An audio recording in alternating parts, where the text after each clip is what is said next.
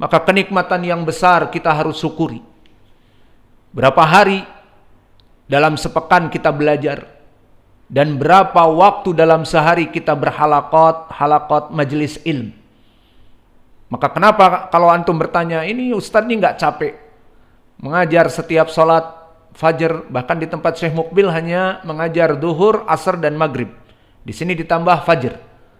Kenapa? Ya tadilah, kita ingin mendapatkan keutamaan diantaranya halaqat ilm. Itu saja yang hadis yang tadi Abi Hurairah. Belum keutamaan yang lainnya. Allah mengangkat derajat mereka orang-orang yang berilmu, dan Allah mengangkat derajat para dai ilallah, dan seterusnya, banyak keutamaannya. Namun di sini menjadi perhatian bagi antum, syukuri nikmat ini. Bukan kalian di majelis ilmu seperti ini kemudian lalai, kemudian kalian ngantuk, kemudian kalian diambil oleh syaitan, musafir, matanya melotot dan melihat kepada ustadznya, namun pikirannya melayang, dan itu banyak. Padahal pikirannya melayang kepada si dia, ataupun ingat memori dulu dan sebagainya. Maka ingat juga dengan makanan ibunya, rindu kepada bapaknya dan ibunya. Maka dia melotot di depan ustadznya, tidak ngantuk, namun pikirannya melayang.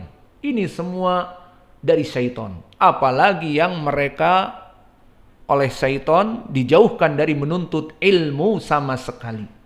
Maka dia berada di sekitar tempat menuntut ilmu yang gratis, kapanpun bisa datang, dan bahkan waktu yang setelah selesai sholat, yang mana setelah selesai sholat kita kosong, kecuali memang ada pekerjaan-pekerjaan tertentu. Maka kesempatan emas ini jangan dibuang. Apa faedahnya? Kalian akan masyhur di kalangan malaikat dan di sisi Allah. Dan jika masyhur di sisi Allah, apa yang dilakukan di dalam hadis ini? Innallaha yuhibbu fulanan faqala li Jibril fa'ahibhu. Maka wahai Jibril, cintai dia. Jibril mencintai dia, dan Jibril mengumumkan kepada penduduk langit untuk mencintai dia. Allah dan Jibril dan penduduk langit mencintai orang yang sering duduk di majelis ilmu ini. Lalu setelah itu apa? Ju'ilal qabul fil ard. Maka jika kalian ingin di dunia ini diterima oleh manusia, disanjung oleh manusia, bagaimana caranya? Tadi, jadikan kamu mencintai Allah, dan Allah mencintai kamu, dan dicintai malaikat dan penduduk langit. Allah jadikan qabul fil ard. Maka seperti tadi kami sebutkan bagaimana para masyayikh, semua orang menyanjungnya. Dan jika kita keluar dari sarang kita, turun gunung, maka kita membeli martabak, kemana aja Ustaz, nggak pernah kelihatan, gimana sehat, semua yang bertemu akan menyanjung kita dan sebagainya. Seperti itu keadaan dari orang-orang yang ju'ilal qabul fil ard. Maka jika kalian ingin diterima di dunia dan populer, maka mudah. Tuntutlah ilmu, banyak duduk di majelis-majelis ilmu, maka kalian akan menjadi seperti ini. Kemudian faedah yang terakhir, karena kita sudah sekitar berapa? Baru belajar 20 menit. Maka yang terakhir dari faedah yang bisa kita petik tentang sifat mahabbah atau al-hub lillahi jalla wa'ala. Maka di dalam hadis ini, dari lafaz innallaha yuhibbu fulanan, isbat sifatul hub wal mahabbah, penetapan sifat cinta, bahwa itu adalah sifat Allah jalla wa ala. Maka Allah juga mencintai dia. Jadi bukan saja si Qais yang mencintai Laila dan Laila mencintai Qais, tetapi Allah juga mencintai hambanya. Innallaha yuhibbu fulanan. Fahada dalil anna lillahi sifatul hub. Bagi Allah mempunyai sifat cinta. Maka sifat cinta adalah sifat fi'liyah, ikhtiyariyah. Maka dia adalah sifat yang fi'liyah dan bukan sifat datiyah, yang dalilnya di Al-Quran dan Sunnah sangat banyak. Adapun di Al-Quran kita ikhtisar saja di dalam surat yang dekat Al-Baqarah. Allah berfirman, Wa ahsinu innallaha yuhibbul muhsinin. Maka kalimat-kalimat innallaha yuhibbu menunjukkan sifat cinta. Maka di sini innallaha yuhibbul muhsinin, Allah mencintai orang-orang yang berbuat baik kepada manusia. Wa ahsinu, maka berbuat baiklah kamu di dunia, karena Allah mencintai orang-orang yang berbuat baik. Dan juga Allah berfirman, fasaufa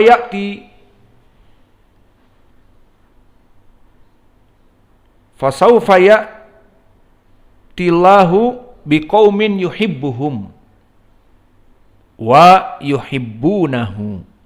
Yuhibbuhum, Allah akan mencintai mereka. Maka Allah mencintai orang-orang yang beriman. Adapun di dalam hadis banyak, di antaranya hadis yang kita baca sekarang, innallaha yuhibbu fulanan. Allah memanggil Jibril, wahai Jibril, aku mencintai si fulan. Maka jelas. Dan juga di hadis Sahal ibnu Sa'ad yang muttafaqun alaih tentang perang Khaybar. Kemarin telah kita bahas perang Khaybar sedikit. Nah, di sini pun bagaimana jatuhnya Khaybar setelah beberapa waktu tidak bisa dikuasai oleh kaum muslimin karena mereka mempunyai castle, mempunyai benteng yang kokoh. Susah untuk masuk.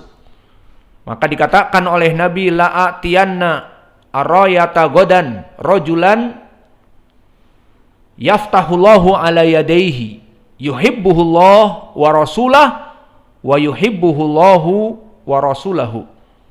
Yuhibbullahu wa rasulah wa yuhibbuhullahu wa rasuluh. Awas, beda domir saja. Makna yuhibbullah wa rasuluh, orang ini mencintai Allah dan Rasulnya. Yuhibbuhullahu wa rasuluhu, dia dicintai oleh Allah dan Rasulnya. Poin pendalilannya, dia dicintai oleh Allah dan Rasulnya. Siapa dia? Ali radhiyallahu anhu. Dan Ali pada saat itu sedang apa? Apakah dia menonjolkan diri duduk paling depan biar diberikan bendera sebagai pemimpin perang menghancurkan Khaybar? Semuanya pada pede. Apakah seperti itu para sahabat? Tidak. Maka Ali radhiyallahu anhu pada saat itu sedang sakit romad, matanya sakit. Maka kemudian dikatakan aina Ali, disebutkan di dalam hadis ini, semalam itu semua para sahabat mengharapkan bendera kepemimpinan perang, menjadi panglima perang di tangannya. Dan perkara ini perkara yang mubah, bahkan terpuji. Karena dipuji tadi di dalam hadis, orang ini mencintai Allah dan Rasulnya, yuhibbullah wa rasulah wa yuhibbuhullahu wa rasuluhu. Dan dia dicintai oleh Allah dan Rasulnya. Ini wajah pendalilan Allah mencintai orang ini. Maka semua orang akan berharap dicintai oleh Allah dan Rasulnya. Maka di sini pengharapan yang sangat baik. Semua orang berpikir, oh seandainya aku besok, maka besok paginya siap prajurit. Maka Ali radhiyallahu anhu tidak tahu apa khobar yang terjadi, dan tidak menjadikan dirinya di depan, dan tidak menjadikan dirinya siap untuk menjadi pemimpin. Itulah ketawaduan para sahabat. Maka dikatakan oleh Nabi, padahal para sahabat siap di depan, kenapa tidak diberikan kepada mereka yang siap? Allah menginginkan lain, dan Rasulnya menginginkan seperti Allah. Maka aina Ali marid indahu ramad, tidak hadir. Diberikan bendera kepada yang tidak hadir.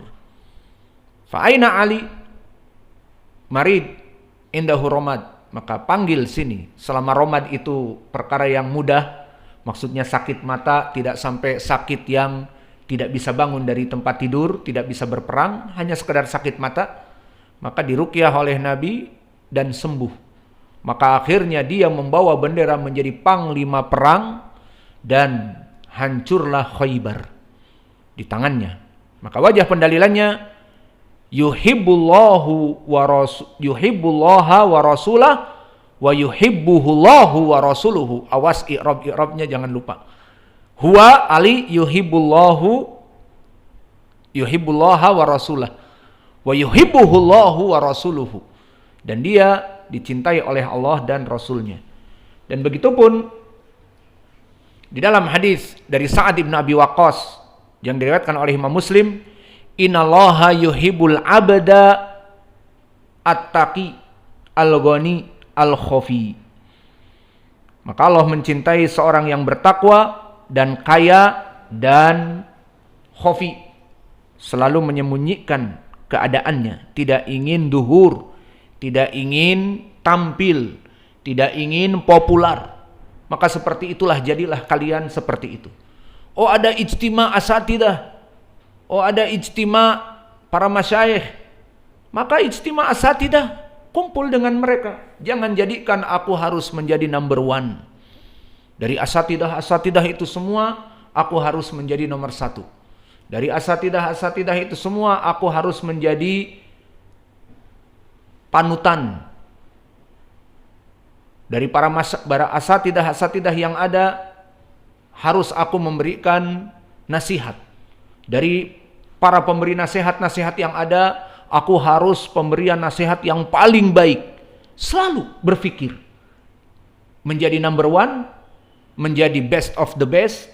Maka innallaha yuhibbu at-taqi wal ghani wal khafi.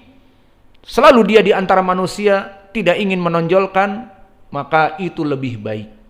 Menjauhkan sifat-sifat hubu riasah, hubu syuhrah, menjauhkan diri kita dari kecintaan kepada kursi, maksudnya tahta, selalu menjadi number one, ataupun syuhrah, menjadi yang terkenal. Maka di sini kita menjauhkan dari fitnah-fitnah hati kita. Maka orang-orang yang mutawadhi, yang dia selalu menganggap dirinya di bawah dari saudaranya, itu Allah akan mengangkatnya. Karena di dalam hadis yang diriwayatkan oleh Imam Muslim dari Abi Hurairah, man tawadda'a lillah rafa'allahu sya'nahu. Barang siapa yang tawadhu kepada Allah, dia khafi, tidak merasa besar dan merasa tinggi, maka Allah akan mengangkat derajatnya. Jadi kalian ingin sukses dan ingin ditinggikan derajatnya oleh Allah dari saudara-saudara yang lain, tawadhu. Rafa'allahu sya'nah. Namun jika kalian dari asalnya memang selalu ingin menjadi number one, sekarang ada daurah asatidah, wah ingin menjadi marja, dia dipilih oleh syekh yang terbaik misalnya, atau disebutkan terus di majelis namanya, ataupun disebutkan sebagai syekh di majelis, atau memberikan nasihat, memberikan apa saja. Maka barang siapa yang niatnya seperti itu, dia akan sakit jika tidak mendapatkan apa yang dia inginkan, pertama. Dan yang kedua, sifatnya akan arogan, mutakabbir, sehingga dia menganggap dirinya besar dan number one, padahal bukan number one. Akibatnya apa? Akibatnya ada ustadz yang lain yang ustadz itu mungkin di pandangannya ustadz kecil, ustadz sogir, ustadz yang baru gede, ustadz ABG. Tiba-tiba dia memberikan perbuatan yang tidak dia inginkan, maka dia marah dan dikatakan melangkahi. Maka ini yang biasa terjadi di problematika dakwah. Maka berapa dari ustadz-ustadz yang GR, kenapa kok ustadz marah sekarang kepada ustadz itu? Melangkahi saya, membuat demikian-demikian tanpa izin saya, membuat daurah tandingan, tidak izin membuat daurah, tidak izin begini dan begitu. Siapa yang menyuruh dia dakwah di sini? Semuanya harus diketahui oleh saya. Saya adalah best of the best. Saya adalah marjaknya dai ahlus sunnah di Indonesia. Maka akhirnya dia sakit hati sendiri. Maka inilah dari sifat tadi al-khafi yang diriwayatkan oleh Imam Muslim. Jadilah kita sebagai ahli sunnah yang tidak menyibukkan diri kita untuk hubud zuhur. Pokoknya dakwah ikhlas, mengajar, membahas masalah, dan banyak bermajelis ilmu dan melaksanakan kewajiban, selesai. Allah akan mengangkat derajat kita. Tidak mesti di dalam suatu kumpulan kita harus menjadi orang yang terbaik, tidak usah. Dan justru dengan tawaduknya kita, Allah nanti akan mengangkat kita. Dan orang-orang yang arogan, yang merasa GR dirinya gede roso harus menjadi number one, justru itu yang mungkin ditolak. Karena orang-orang tidak setuju dengan akhlaknya, dengan niatnya yang buruk. Maka mulai dari sekarang kita memperbaiki hati-hati kita dengan ikhlas. Maka ikhlas. Nasihat dari para masyayikh yang khusus kepada kami, terutama seperti Syekh Abdurrahman Umaisan dan yang lainnya, kamu punya markas dan sebagainya, ikhlas. Dakwah terus menerus. Kamu menimba ilmu, mengajari manusia, ikhlaskan niat, sudah.